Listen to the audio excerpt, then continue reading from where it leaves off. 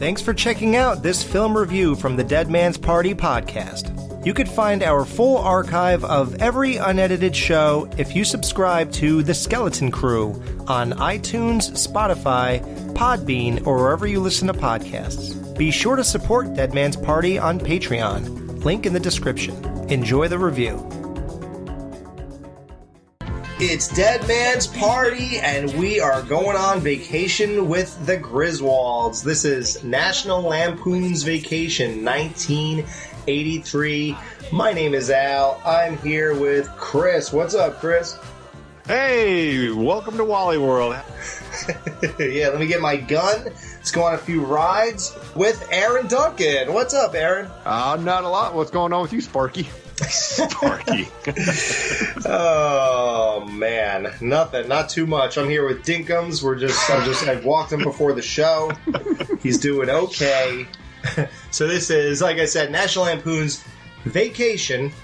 Director Harold Ramis. Written by John Hughes. Starring Chevy Chase, Beverly D'Angelo, Imogene Coca, Randy Quaid, Anthony Michael Hall, Brian Doyle Murray, Dana Barron, John Candy, Taylor Swift, Jane Krakowski. Was Taylor Swift in that Ferrari or not? Is that who that was?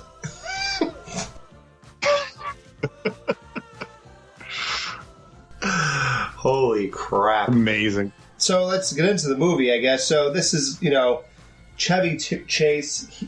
These are his... It's hard to say what he's really known for. I would assume it's these movies, but... Yeah, at his core, this is what he's going to be remembered as, is Clark Griswold, for sure.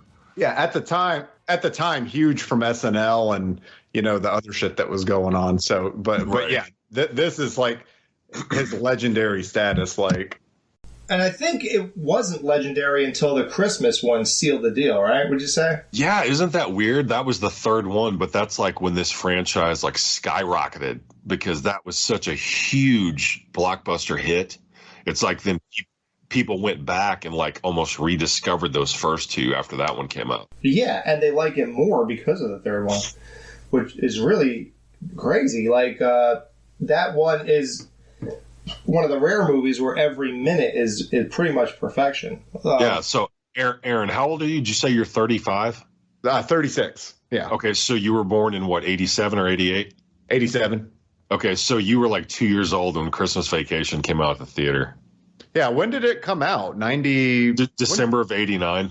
89. Okay. Yeah. That was the first movie I ever went to with a girl. I was just turned 14 and saw Christmas Vacation.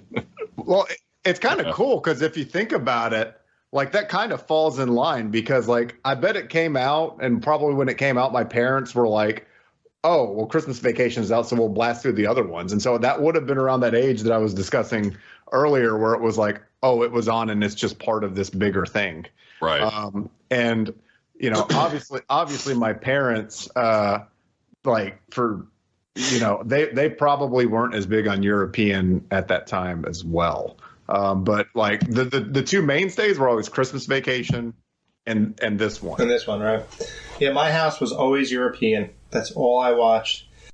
Really? Wow. Oh, yeah. It had to be an HBO thing. Yeah, it was on a lot back in the day. It couldn't start off any better, really, honestly, because him going to pick up his car...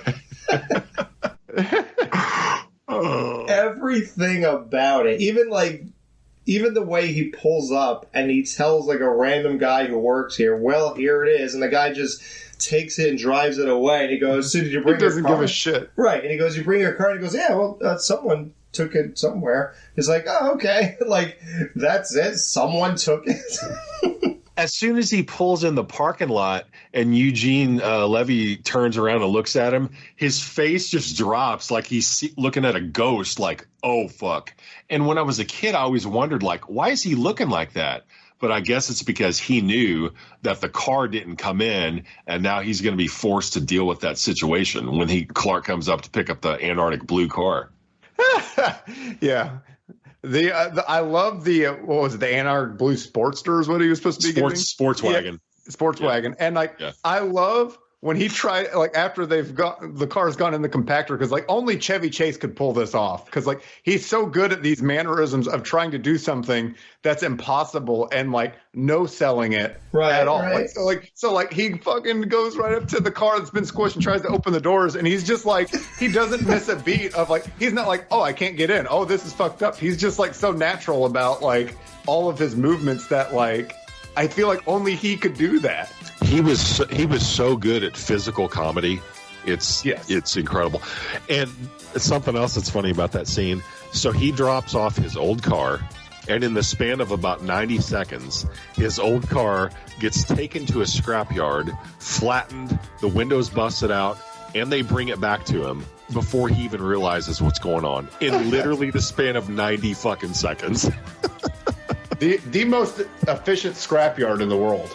And why would they even scrap it? Like, there's no reason to scrap that car, really, right? I mean, and not only that, it's immediately they take it without even verifying a single thing. They don't verify nothing. No. He just pulls up. A guy just takes it and drives it away. Like, there's nothing spoken about. So, all right, so you're here to pick up your car. The guy says it's here. Everything's all set up for you guys. Like, nothing. He just takes it, crushes it. That's it. Because don't most dealerships have a fucking scrap yard right in the back lot where they just immediately destroy cars? Yeah, no kidding. And then they'll bring it back out to you if you ask for it. And did you notice? I never noticed this till last night when I watched it. When they bring the family truckster out for the first time, that motherfucker has 8 headlights on it. Oh, did yeah. you notice that? I never noticed that before. It's 2, 2, and then 2 and 2 on this side. What the hell is up with that? No, that's part of it. It's so ugly. So, I build high-end cars professionally, and our biggest show, which is like the Super Bowl of the industries, out in Vegas every November, and it's called SEMA. And so one of my guys had landed, and he was calling me, and he was like, where are we set up at? Where are we at? And we were looking around, and he couldn't find it. And I was like, holy shit. I was like, walk towards this building and look for the family truckster from Vacation. It is right in front of us. And I was like, and I don't know if it was the actual hero car or someone just decided to reproduce it, but it was like, you can't miss it. Like, in a field full of like $1 million custom cars, you cannot miss this ugly one. Yeah, like, and he was like, oh, there it is, and like he knew right where it was. And like they went so far as to have the leash on the back and everything. Like, oh my god, wow. Yeah, they were going for like pure screen accuracy. Yeah, that car, the sales plummeted after this movie too, by the way. And it actually changed the whole automotive industry, because then like SUVs and like other similar vehicles were now the popular ones. And after this movie, like the station wagons and all that station stuff? wagons in general, yep, all plummeted. I feel like when I was growing up, at least like when I was in high school, the term family truckster was like introduced into the American lexicon as just like, if someone drove a piece of shit car, they'd say, oh yeah, he's got a truckster. Right. And it was from this movie. And just to give everybody reference, Clark, Chevy Chase, is 40 years old in this movie. Wow. I always wonder that kind of stuff. So I'm older than him in this movie. I never thought I'd be at that. And Aaron, you're knocking on the door. I'm on the way, brother. I'm on the way. I think we take better care of ourselves or something then, because there was something in the water that like aged people different. Because like when my dad was like 30, he looked like he could be on like the brawny paper towels. Like, I mean, people just looked older. And like when I was 30, I looked like a fucking 20-year-old. Right. Yeah, my friend and I talk about that all the time. He's got an old VHS tape of me spending the night at his house when we were 15, and his dad was only 32 back then. But to us, wow. But yeah, to us, he may as well have been 60. I mean, but he was 32 years old. And it's not like it changed when we grew up or anything. We still look at that today, and we still think that they're old. So Clark does not want to fly. He says getting there is half the fun. So what do you guys think? Are you either one of you both big Dumb and Dumber fans? Oh, God, yes. When they start singing Mockingbird in the car, is that why Dumb and Dumber does this? Do you think they're paying homage, or is it just a bizarre coincidence? That's a good point. I've never even thought about that before, but as you say that, they probably were paying homage to that movie, because because they clearly would have had to have known that song had been done in a movie before. You'd think they'd be like, well, no, we can't do that. It's already been done. So I think it has to be on purpose. Right. Same. I agree. I never thought of that, Alex, but that's definitely, I feel like, an homage. Right. Yeah. Yeah. Don't pass up the spot when they're at their house before they leave and they're doing the dishes. Ellen's scraping off the food and she's handing the dishes to Clark. And he doesn't even wash them. He just wipes them off with a dry towel and puts them in the cabinet. He's such an asshole. And that's such like a subtle piece of comedy. But if you really pay attention to it, it's hysterical because she's literally scraping food off the plates. And then he just takes the dish towel, gives it a quick wipe, and puts it in the cabinet. That's Chevy, man. The movie's chalked with it. That's what I'm saying. That subtle, physical, nondescript humor he was a master of. Yeah, and physical, not in a slapstick sense, something where you really have to like almost pay attention or see it once or twice to like absorb right it. Just those little nuances. Yes. But wait, how have we not? So yeah, they're in St. Louis, but Alex, how have you not brought up that the opening of Married with Children would use like stock footage from this movie, and it shows that family truckster in the beginning? Yeah, that's right. I didn't say that, and I did think it when I didn't write it down either. I think I just said something. Did they really? Yeah. The opening credits of Married with Children shows the family truckster outside of Chicago driving, and wow. and most people, it's always gone kind of under the radar, but like, yeah, that they used it from this movie. So yeah, they go to St. Louis and they stop in the middle of the night and ask Homie for directions. So let me interject here. So they end up, even though they're coming from Illinois to Missouri and they cross over, and I've been on that bridge many times in my life because I live so close to St. Louis, even though they're driving from Illinois to Missouri, somehow they end up back in Illinois because the screen says East St. Louis, which is where Illinois is. Or yeah. East St. Louis is in Illinois, and that is a big difference from actually being in the city of St. Louis. If you end up in Illinois in East St. Louis, that's considered one of the most dangerous cities in the world, dude. It's no fucking joke if you end up in East St. Louis. Wow. Yeah, well, they do. And they pay $10 for directions when they asked for $5. I don't even know what he asked for. Was it $5? But we gave him 10. He asked him for $5. He goes, $5. He goes, I'm not going to give you $5 for directions. Right. And he goes, honey, I think you should. And he gives him 10. He goes, yeah, keep the change. And then the guy doesn't even end up giving him the directions. And during the time, these guys are stealing the hubcaps and anything else they could take off the car. So he's not even from there. I have a couple things about that scene. When Clark first pulls up and he rolls the window down and he asks that first guy, he goes, I wonder if you can give me directions back on the expressway. And the guy goes, fuck your mama. In the edited version, which is the version I grew up watching for like the first 5 years of this movie, the guy obviously doesn't say fuck your mama. He goes, what I look like? Christopher Columbo? It's so stupid. And then when Clark finally does stop and talks to that other guy about directions, I never noticed this till last night. When the guy walks up to Clark's window, the guy that's standing directly behind the main black guy who's talking to Clark, the guy's got a cell phone up to his ear. This is 1983, dude. Wow. Watch that scene again. He has a cell phone to his ear and then lowers it and puts it in his pocket. And I looked it up. 1983 was the first year that cell phones were released. So I don't know. Wow. And he had one out of all people. So then Clark is driving. He falls asleep at the wheel. And it's just so funny to see. And then every time he hits these bumps, you keep thinking it's going to wake somebody up. Of course it doesn't. They just drive through. They end up driving into a motel. Yeah, somehow perfectly, as if it's like on autopilot, he ends up, stays on the road, ends up in a parking spot at the motel. I like how before he fell asleep, he was trying to get like a hand job or just trying to get laid with his kids in the back seat. Like, what was she gonna do though? Like, was she really gonna do that? Well, he was trying to get her to with the fucking kids in the back seat. Dude. I mean, I have definitely like thought like I was gonna get like some sort of fun car action before, like, and like ended up just like, I guess my fucking like imagination was bigger than the actual like what would happen in life. Yeah. But like the few times I have, I can't recall like being like, hey, they're asleep in the back seat, but like. But I'm not. I mean, just with anybody, like, let alone your fucking kids. Your kids, like, wow. Yeah, Clark does some really questionable things in this movie. Honestly, almost to the point of making him unlikable. Yes, yeah. Like, I mean, for sure. He does try to get adventures with his wife quite a bit, and she doesn't fulfill it. And then he sees Heather Locklear. So, I mean, Taylor Swift. Yeah, Taylor Swift.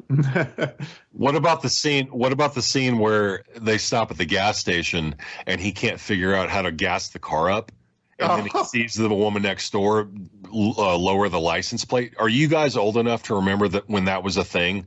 Yeah, when I was a kid, that was a thing. You had to pull back the license plate to gas your car up. That's so fucking weird now to think about. Yeah, we have a Pontiac Firebird 70 here at the shop that like you have to do that with. And like Smokey and the Bandit car? That would be like 78? a 70. Yeah, that would be 77, 78. This is like a 70 Firebird formula. To me, it's a little actually cooler, but yeah, they have that fucking old style plate where it just comes down like that. Yeah, I love that. That's cool as shit. You can't do it anymore. It's so weird. I know, it's crazy. Yeah, explosive reasons. Like, yeah, right. So we get another vibrating bed 80s movie gag. John Hughes loves vibrating beds. He really does. Planes, trains, automobiles. Yeah, he didn't leave beers on it this time. But he was doing the trembling voice thing. So that was funny. So then they end up on the floor, and then the kids walk in on the parents attempting sex. She's got some great boobs, by the way. I was going to say, you cannot skip over the scene with Beverly D'Angelo in the shower. I mean, no wonder he was wanting a piece. Jesus Christ. Yeah, so Clark's in the car and he's reading a map, a gigantic map, while he's driving. Like, thank God for technology. And at this point, he sees Christy Brinkley in a Ferrari. Is there any explanation for why this girl is just randomly always driving in the same path as these people? No, it makes no sense. She would not give him the time of day, but it's still funny. That too. Why is she flirting with him?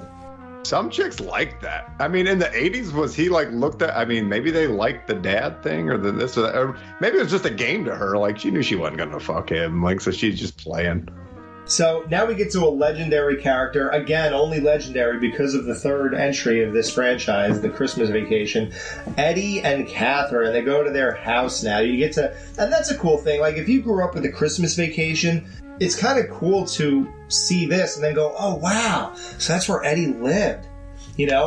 It's kind of like a rediscovery of something that actually happened before the fact. To me, Christmas Vacation was just a continuation of this character, but I get what you're saying. Yeah. Eddie lives.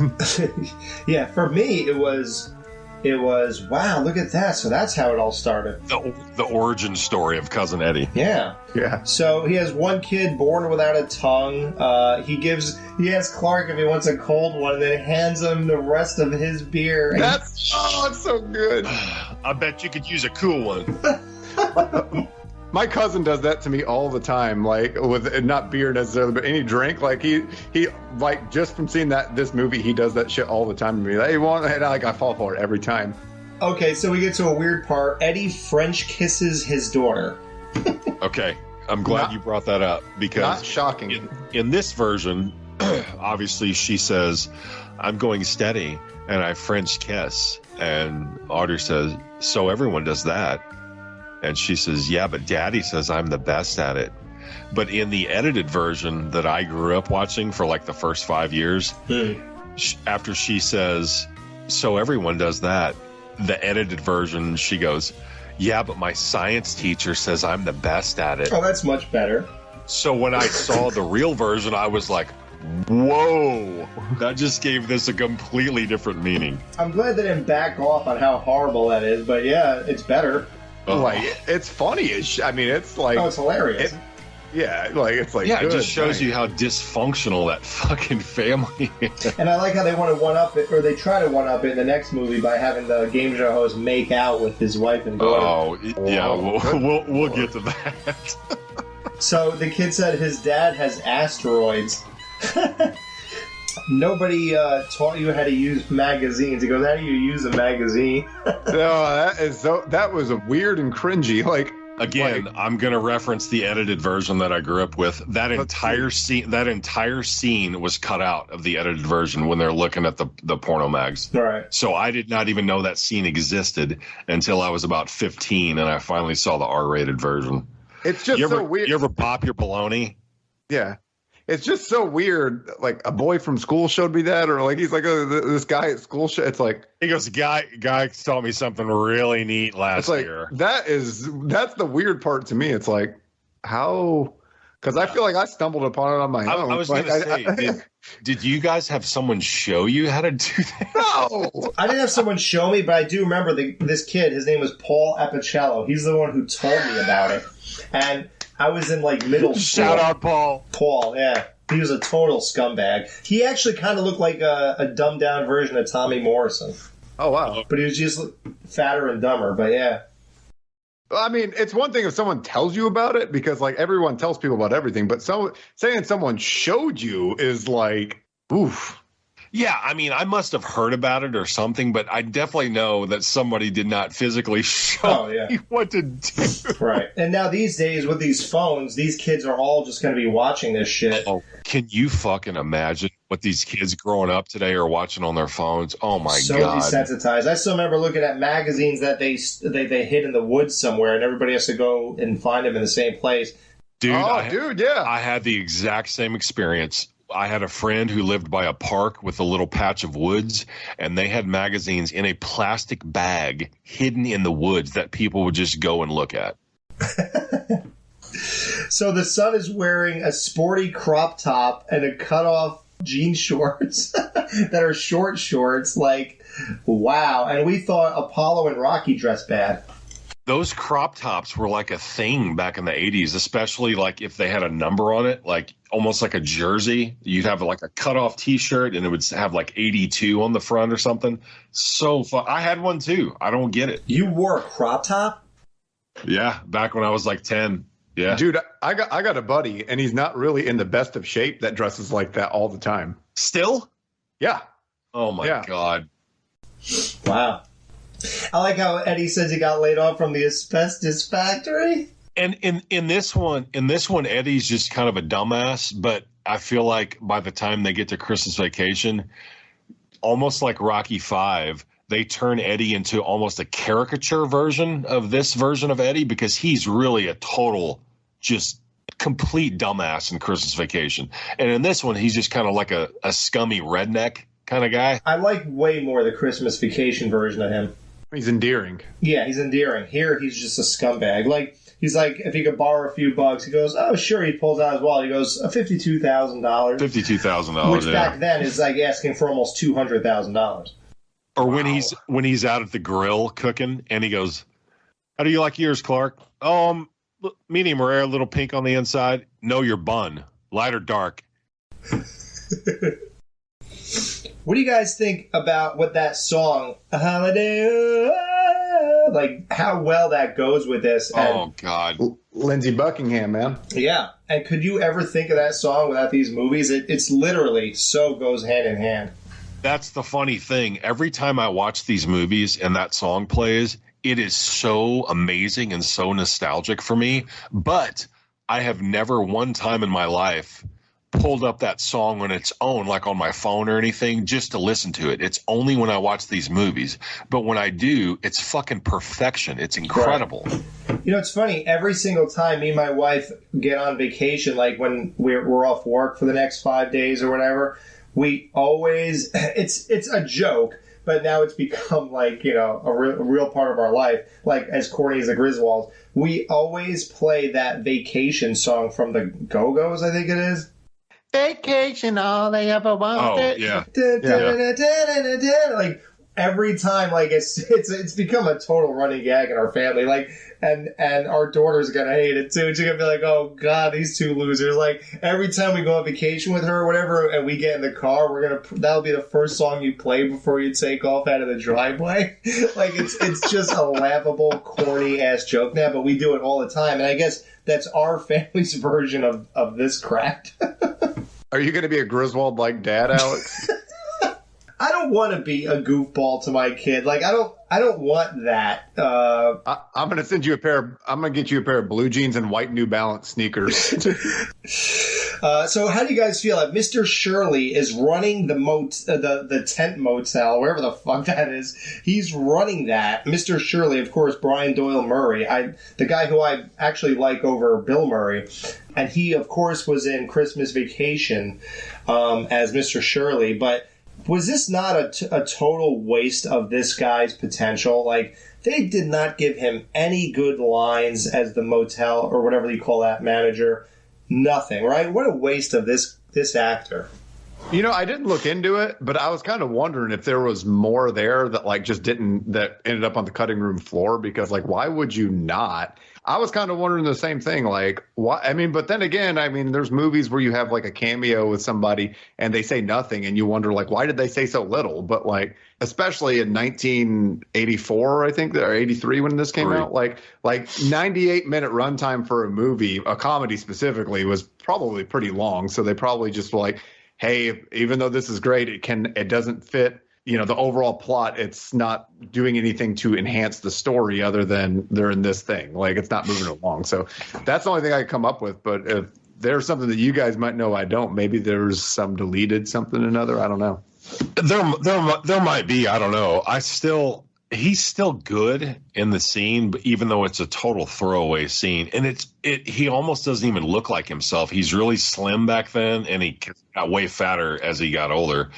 And he's got that cowboy hat on, and it's like flipped up in the front. You know him in Wayne's World, right, Aaron? Of course, yeah. Yeah, Noah's Arcade. Yep, Noah's Arcade. Yeah, we used to do we got to review Wayne's World. I'm going to get off on a different tangent, but like we do. They get there, and he's shocked that it's $37 for 3 tents. Sounds like a great deal to me. But then they get there, and the pool's green. It has geese in it. It's disgusting. They're leaving. They tie the dog to the bumper, and then I love when the cop pulls him over to reveal that the dog has been dragged along the highway. He tried to keep up with the car, and he just gave out. Then you got to imagine that part, right? And then he goes, "Explain this, you son of a bitch." And the look on Clark's face when he has to say, "Oh my God." But you know what's funny about it? When Clark's like even reacting to this, you could tell he doesn't really care either. Oh, he doesn't give a shit. No. Yeah, I was gonna say he does not give a fuck, dude. The funniest part about that scene to me is when the cop goes, "Do you have any idea what the penalty for animal cruelty is in this state?" And Clark says, "No, I don't." And the cop just kind of nods his head and he goes, "Well, it's probably pretty stiff." He doesn't even know what it is. Right. Yeah, it is funny because Clark is, and even we can jump real quick to even the grandma or aunt, whatever she is. Oh God, yeah, we skipped over Edna. Yeah, nobody cares about her either. Like, everyone's shocked and it's bad, it's horrible, but nobody really cares. And it's the same thing with the dog. Like, Clark doesn't really care. He's like, "Oh God, I didn't mean to do that, but I don't really care." It's kind of a funny, like, how you have to pull off both things at one time. Like, gee, I really didn't mean to do that, but I don't care at the same time. Can you imagine living with that woman? I mean, when she first makes her appearance, when she walks out on the porch, oh God, she's got a walker, she's in her pajamas, she's got fucking hair rollers in. Like, I can't imagine as a kid growing up with some old woman living in our house like that. Like, it almost makes me physically sick when I watch that movie. For a Social Security check. When they show her, "You were the ones who gave me the fruitcake for Christmas. Made me so sick." She's got the eyes going in different directions. Yeah, dude, her eyes are fucked up. I'm glad she died. Oh, man, I can't say that. So the Griswolds drive, I don't know, no one's paying attention. They drive off a road closed barrier into the desert, Oh my smash God. this car to pieces. Now, we don't even have to go to Aaron as the car expert. I think we could all agree this car would not work anymore, right? And it certainly wouldn't be fixed in one afternoon, right? He is driving down a dirt road that obviously would not be on any map. And then he comes to a barricade, which he doesn't even see until the very last second. And they plow through it. And then he face plants into the dirt. And yet somehow they're still able to drive away from that. Well, what's so amazing about it is it's such an exaggerated version. I think that's why it's so relatable of like the American dad of that era and beyond, of like that you probably don't see as much anymore, of the I'm not lost, I know where I'm going. Mm-hmm. And they'll dig their heels in so much that something like that happens. Like, I'm not lost. Like, we're in the right direction after you drive for like over an hour and all that shit. Because that was definitely a thing like that is just normal as can be. Nothing phases Clark. He takes off, leaves his family in the middle of a desert to look for a phone or a gas station. Like, dude, look around. Yeah, his confidence is unreal. It's unbelievable. Why don't you walk down the road you just drove off of? Why would you walk through the desert? And over mountains or whatever. Like, why aren't you just getting back on the road and taking a nice walk back where you came from? It's very strange. And he gives Rusty a beer to drink, and Rusty guzzles the whole thing. Do you all remember your first experience drinking a beer? Yep. Like when you were a kid? I do too. Mm-hmm. Ironically enough, I was at a fish fry, and my dad handed me a can of Stag beer, and I took a drink, and I thought it was like the most disgusting shit I ever had in my life. I hated it. I said I would never drink when I was younger. Then I had about 20,000 beers. Yes, exactly. It grabbed hold of you. So there's no way Clark had in his wallet the cost of those repairs, and it was only $500. Like, yeah, man, I looked that up today. That's the equivalent of $1,500. So Aunt Edna dies in the car with the kids. She's strapped to the roof in the rain and left. So yeah, they left him at Cousin Normie's. Yeah, so now he could put her in the window and be like Norman Bates. Yeah. Yeah, that is just an amazing dark humor to this movie. But at the same time, you almost say to yourself, well, what else are you going to do? Like, what else could you do? All right, so at this point, the family is, like, over this whole thing, and they want to be done with it. They actually all basically suggest that they just cancel this family road trip and just go back home. And they're like, so what do you think? He goes, I think you're all fucked in the head. Like, dude, the way he delivers that line, he goes, we've done all this, and we're 10 hours away We're from 10 home. hours from the fucking fun park, and you want to bail out? Something about Clark cursing.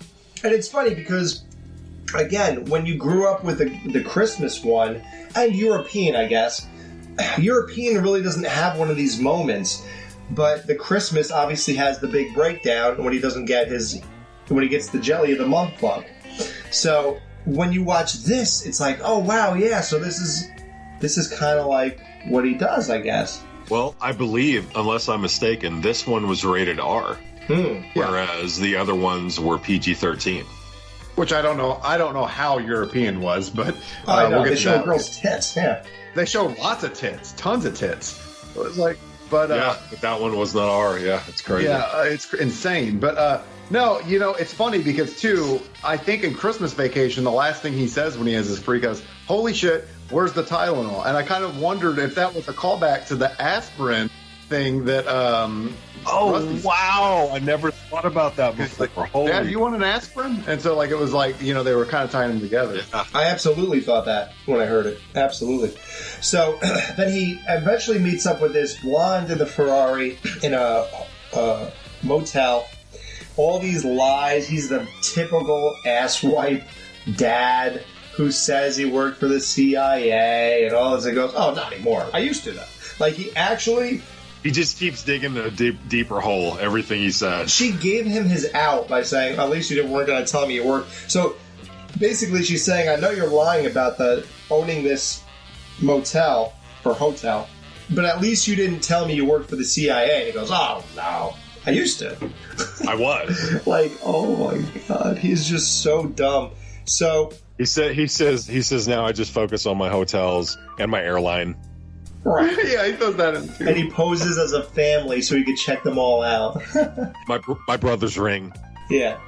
So she gets naked, gets in the pool with him. He fakes getting naked. I sent you guys the screenshot of him jumping in the pool. He clearly has Pete shorts on. His underwear, yeah. I've always noticed that. It's so stupid. Yeah. Like, you couldn't cut a frame of film later. You know, like... So they're in the pool naked, and then he starts cursing because of how cold it is, and then everyone hears him and goes out there. Oh, God. Like, so these are one of the moments he's kind of a scumbag. Like, he's not really a good person. You're, as much as we like your stupidity, you're basically cheating on your wife right to her face, and that's only really saved by Ellen's non-reaction. Like, she has one, but then she's in the pool with him in like 10 minutes. And like it's all forgotten. So yeah, exactly. She busts him being quote unquote naked in a pool with this other chick, and then she basically lets it go within the span of like 5 minutes. Talk about talk about movie writing. So my wife, I said, "Would you be that forgiving if I did that?" And she said, What if it was J-Lo? Like, what if it was because like.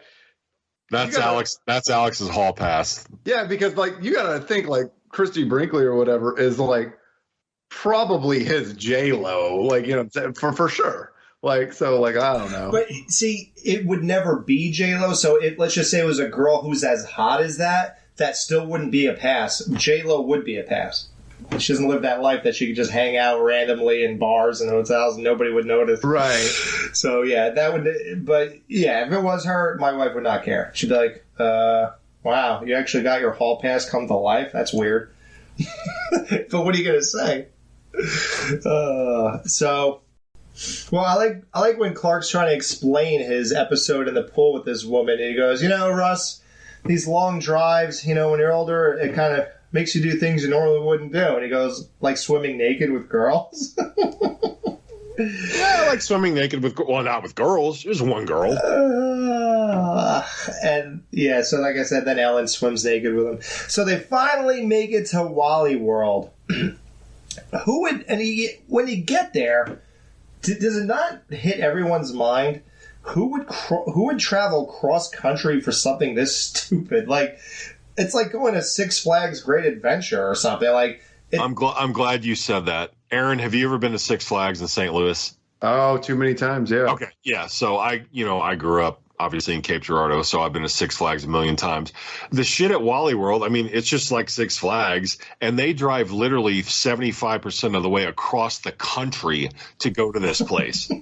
Here's what I was thinking, though, because I thought deep about this. I think they're trying to advertise Wally World as Disney World, obviously, because like Walt Disney and they have the mouse song. No, they actually are. It was supposed to be Disney World, but they couldn't get a sign off or something like that, or they couldn't get to an agreement. So that's why they made everything exactly like Disney. Like, oh, that makes sense since they called it Wally World instead of Walt, and then Walt Disney. Okay. And then the mouse song they were singing and all that stuff. And it was like, so if you're looking at it in terms of Disney World, that is definitely like a destination thing that people do. I mean, people do that. People travel from one end of the country to the other to have a week at Disney. You know what I'm saying? So like, if I'm thinking about in those terms, it's not out of bounds. Now, if it's fucking like Six Flags or Cedar Point or some shit, like get out of town. Like. So they find out it's closed for 2 weeks for cleaning and repairing, while no one's there cleaning or repairing anything. Obviously, back then there was no internet, so you couldn't get online to their website or anything. But to drive 3,000 miles or whatever it was to find out this fucking place is closed for 2 weeks. I mean, outrageous. That just seems not reality to me. But that's probably just a product of living in this world of instant news and knowing everything. It's crazy. Aaron, wouldn't that have been great if when he flipped out and walked into the gun store, he had a scene that's reminiscent of Terminator? I knew that's where you were going with this. Like Hey, you can't do that in here. Wrong. Wrong. When he shoots him with a BB gun and leaves. The guy's like, what the hell is that? Like, so John Candy, yeah, he's a security guard in this movie. What do you guys think of John Candy's big scene? What a great cameo. Sorry, folks. Park's closed. The moose out front should have told you. great guy all the way around. I mean, perfect for that part. And like, he played, he was more on the nervous kind of like, uncontrollable side of John Candy. Like, you know what I mean? Like as far as like, because you see him in other movies and stuff like that, and he's got a confidence about him, whereas this was the more fidgety style. So it was cool. Again, I'm not going to say it's as wasted as Brian Doyle Murray's moment, but it wasn't. They didn't give him a ton to work with here. Like, he didn't have great standout lines or anything, but I think the focus was really just about getting on the rides and doing the things they wanted to do rather than giving John Candy a platform to showcase his talent. Back then, he wasn't John Candy. Right. He hadn't been like a movie star yet at that point. So this movie came out in '83. So he was in this and Splash with Tom Hanks. I don't know if you guys are familiar with that at all. It, but I don't remember. I've seen it a million times. But those were like, I guess that was probably his breakout role. But yeah, like when this movie was filmed, he was just, some actor named John Candy that was famous in Canada for being on the Canadian version of Saturday Night Live. I think it was called like SCTV or something like that. Yeah. Wow. Yeah, so they go on all these rides at gunpoint. Mr. Wally comes out. You guys recognize Mr. Wally? Well, yeah, Home Alone. Home Alone 2, Mr. Duncan. Yeah, for sure. Oh, shit. Wow. I did not put that together. Yeah. Yeah, it's young Mr. Duncan. So, yeah, so they do their whole... He might be your grandpa, Aaron. Yeah, he might be. I think it might be.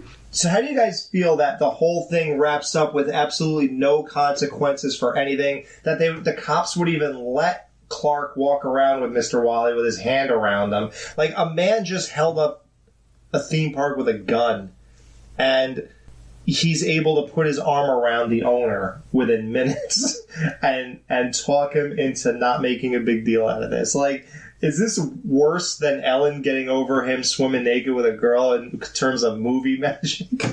Yes. So a couple things. I've read over the years that ending was not the original ending. The original ending, they go to Roy Wally's house and basically take him hostage at his own house. And the cops show up there and it all goes down. But then the test audiences did not like that ending at all.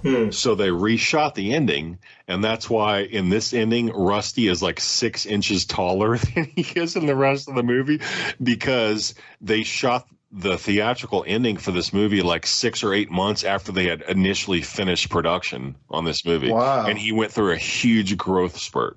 Wow.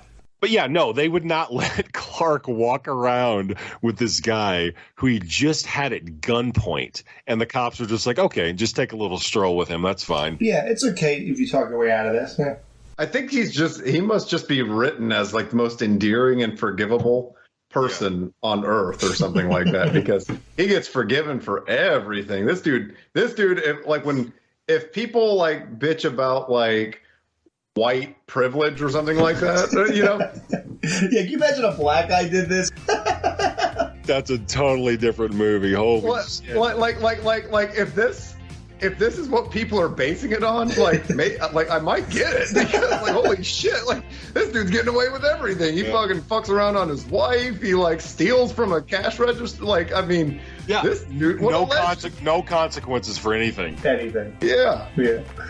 All right, so how do you rate Vacation?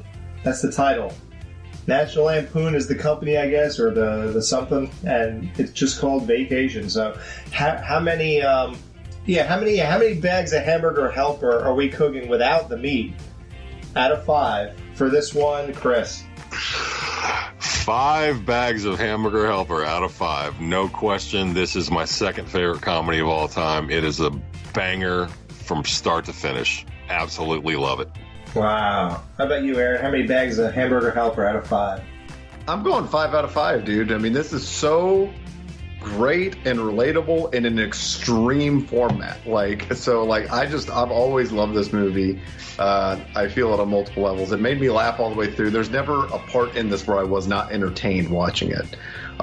It's 98 minutes of fast-paced, just laughter and fun. So it's very consistent. Nice. Yeah, every single scene has something in it to entertain you. There's no filler in this movie, in my opinion. Absolutely. Yeah. Yeah, I'm giving it 5 bags of Hamburger Helper 2. This is a classic 80s comedy. So it gets a Hall of Famer on our show, Dead Man's Party. Every scene, every time we got somewhere and I'm writing on my notes, okay, now they're here, now they're there, now they're here. It's like you could just think about each scene and smile. Like, it's all fun, all good. Everybody's on their A game. So that's it. Aaron, thank you again for joining us. Next week, the ghoul into your bed returns to the Dead Man's Party. See you next week.